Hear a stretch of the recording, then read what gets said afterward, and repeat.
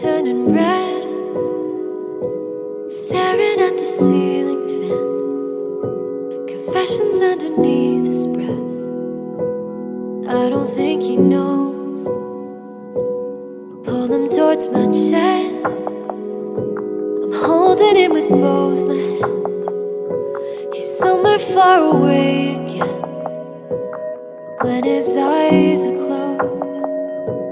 I know when he wakes up, nothing I could do but hold my tongue and somehow try to breathe.